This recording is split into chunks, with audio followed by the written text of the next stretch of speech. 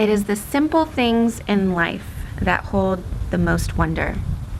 The color of the sea, the sand between your toes, and the laughter of a child. I have been reading this absolutely amazing book, Goldie, A Lotus Grows in the Mud. And I have to be really honest with you, I have tried to record a video for Tea with Bree about this book like 6 times now. And the reason why I'm having so much difficulty recording a video for this book is because it has been so profound. Like every page has just been like huge life lesson after life lesson. And so that quote came from her book. And one of the big things that I realized that I wanted to share with you all about this memoir that Goldie Hawn wrote is that life can be simple. We can make it simple for ourselves.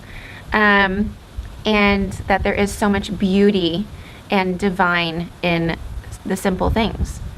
Goldie Hawn had a really amazing relationship with her father, and he told her, don't ever forget how good a glass of water tastes.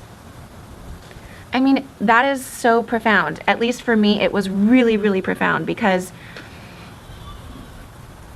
a glass of water, think about that. So right now, sipping tea or coffee, it's so simple and so beautiful, and especially something like water, like that is life force for us. You know, we always get so caught up in what the next thing is, what project are we working on, what's happening at work, how much money can I make, what things can I have. If we get back to the basics of things, something as simple as being in gratitude for having fresh, clean water to drink, we just simplify our world so much. And that's something so beautiful that I've been reading about in Goldie's memoir. Look at all of these. I've got all of these stickers on here because I have all these pages. So simplicity is something beautiful I've learned from her book. The other thing I've learned is to have a sense of wonder about life, which I definitely already had that, but this was such a nice reminder to look at the world with eyes of wonder and let that little magical twinkle always live within your eye. Let your inner child come out and play. And then the other gift from this book, which I forget what page it's on.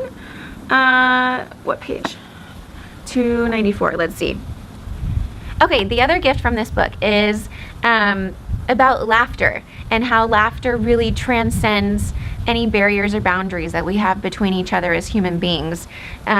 And all of the cultural belief systems or language barriers, all of that. So I just want to share with you really quick this fun little story about Goldie Hawn. She was on a trip to Africa, and she was with these tribal men, and they don't speak the same language. She's there, this Western woman from the United States, feeling like a total fish out of water, and yeah, just kind of feeling like she doesn't fit in, and then this whole thing happened. So I'm just going to read this to you, and I hope you enjoy it.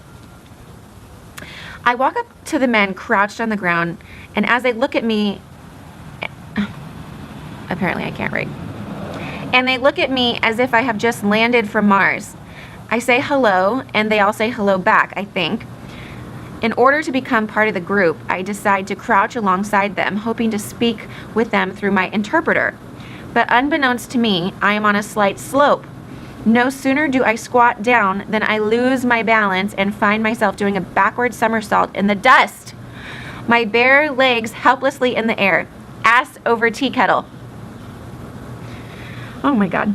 Before I can restore both my balance and my dignity, the men around me began to chuckle, the deep creases of their laughter lines forming fascinating 3-dimensional maps across their faces.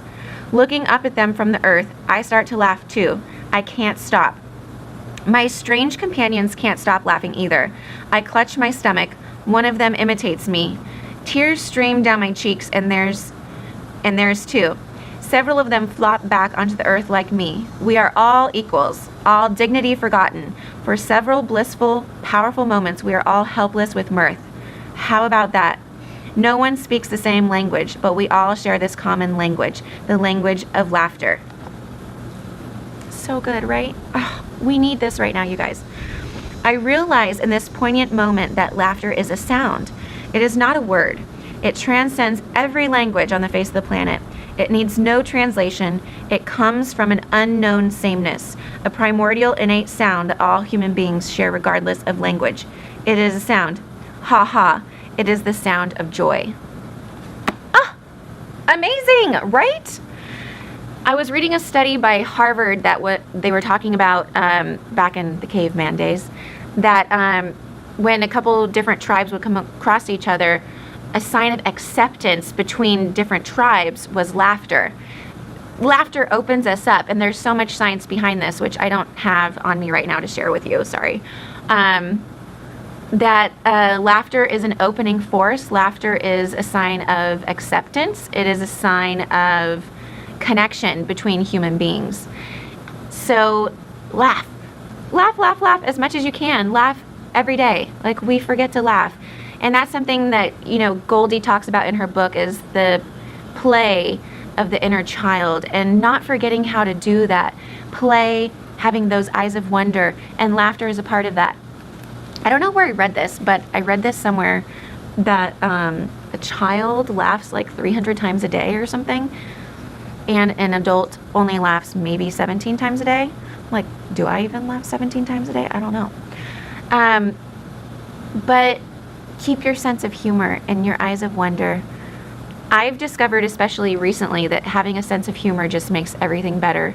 It makes me feel more relaxed, and we take everything so seriously, so don't take everything too seriously. But if you want to read a good book, a good story of someone's life, this book is so amazing. Read this book. It's so good. I love it. I'm going to pass it on to my mom next.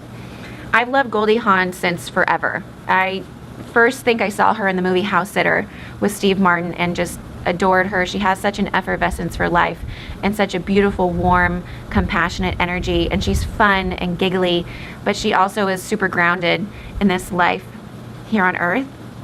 So yeah, she's just magnificent. That's a great word, I think, to describe her. She's magnificent. A couple other my favorite Goldie Hawn movies are The Out-of-Towners. I love The Out-of-Towners. With another movie was her and Steve Martin.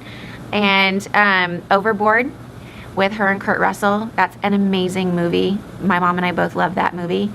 And she has Private Benjamin. She has so many great movies. A lot that I still haven't seen, actually. So I'll probably be going on a Goldie Hawn movie bender. Anyways, this book has been really inspiring to me, and I'm just gonna put this video out as is, but there are so many beautiful lessons in this book, so I highly recommend it. Okay, bye.